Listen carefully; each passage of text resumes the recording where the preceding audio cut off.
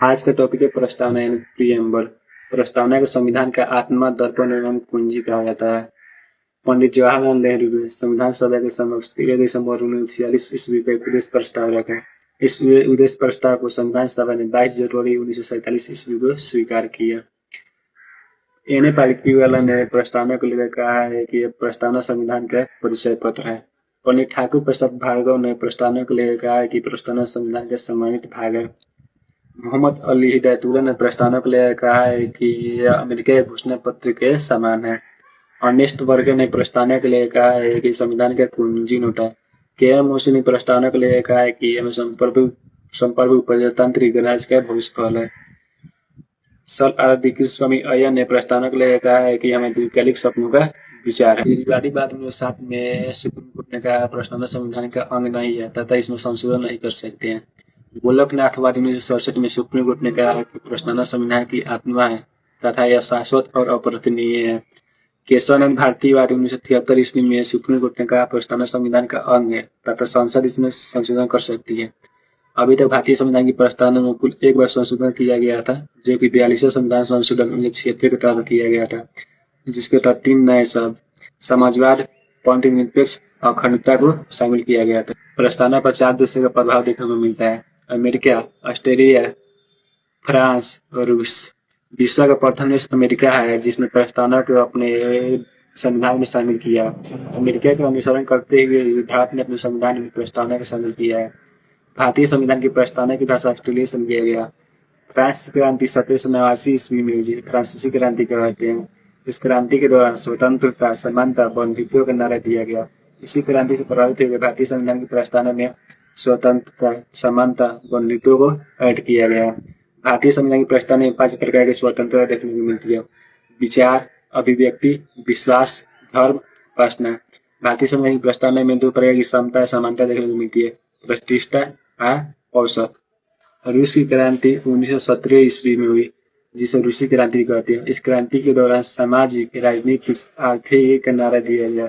इसी क्रांति से प्रभावित होकर भारतीय संविधान की प्रस्तावना में सामाजिक, राजनीतिक, आर्थिक शब्द को ऐड किया। 26 जनवरी 1950 ईस्वी को जब भारत का संविधान लागू हुआ तो भारत उस समय एक संप्रभु संपन्न लोकतांत्रिक गणराज्य था। आगे चलकर संविधान संशोधन के चलते भारत एक संप्रभु संपन्न समाजवादी, पंथनिरपेक्ष, लोकतंत्रात्मक गणराज्य वाला देश बन गया। सभा ने 26 नवंबर 1949 ईस्वी को संविधान को अंगीकार या स्वीकार किया। भारतीय संविधान की प्रस्तावना हमें संविधान की प्रकृति के बारे में बताते हैं। भारत एक संप्रभु संपन्न समाजवादी, पंथनिरपेक्ष, लोकतंत्रात्मक गणराज्य वाला देश है। भारतीय संविधान की प्रस्तावना हमें भारत के देश के बारे में बताता है। भारतीय संविधान का देश के समस्त नागरिकों के बीच स्वतंत्रता, समानता, बंधुत्व को स्थापना करना होता है। संप्रभु संपन्न वैसा देश है, वैसा राज्य जिसकी नीति में किसी बाह्य देश का हस्तक्षेप नहीं होता है, संप्रभु संपन्न कहता है। समाजवाद एक ऐसी विचारधारा है जिसमें सामाजिक, राजनीतिक, आर्थिक स्तर पर समानता स्थापित करने की बात की गई है। पंथनिरपेक्ष वैसा देश है, वैसा राज्य जिसकी नीति निर्माण में किसी बाह्य देश का हस्तक्षेप नहीं होता है। जो धर्म किसी विदेश के धर्म द्वारा संचालित न हो, जिसमें सर्वधर्म संभव को लेकर बात की गई है, वो पंथनिरपेक्ष कहलाता है। लोकतंत्र के शाब्दिक और डेमोक्रेसी होता है। डेमोक्रेसी ग्रीक भाषा का 2 शब्द डेमोस और क्रेसिया से मिलकर बना है। डेमोस का अर्थ लोग, क्रेसिया का अर्थ शासन करना होता है। लोकतंत्र ऐसी शासन प्रणाली है जिसमें शक्ति का अंतिम स्वरूप आम जनता होता है। अमेरिका के पूर्व राष्ट्रपति अब्राहम लिंकन के अनुसार लोकतंत्र जनता के द्वारा ही शासन प्रणाली है। लोकतंत्र 2 प्रकार के होते हैं: प्रत्यक्ष लोकतंत्र और अप्रत्यक्ष लोकतंत्र।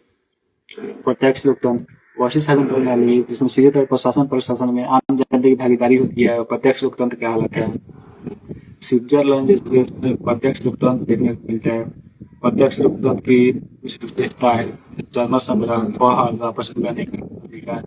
अप्रत्यक्ष लोकतंत्र वैसी शासन प्रणाली जिसमें आम जनता के द्वारा चुने गए प्रतिनिधि के द्वारा कानून का निर्माण किया जाता है। उसी कानून के तहत ही आम जनता पर शासन प्रशासन किया जाता है, उसे यह प्रत्यक्ष लोकतंत्र कहा जाता है। डॉक्टर भीमराव अम्बेडकर ने कहा था कि तब तक राजनीतिक लोकतंत्र की स्थापना नहीं हो सकती जब तक उसके मूल में सामाजिक लोकतंत्र नहीं हो। गणराज्य वैसा देश और वैसा राज्य जिसके राष्ट्राध्यक्ष निर्वाचित होते हैं। भारत एक गणराज्य है। भारत निर्वाचित होते हैं। स्वतंत्रता का शाब्दिक अर्थ होता है बिना किसी व्यक्ति के आजादी से काम करना। समता समता के शाब्दिक अर्थ होता है बिना किसी भेदभाव के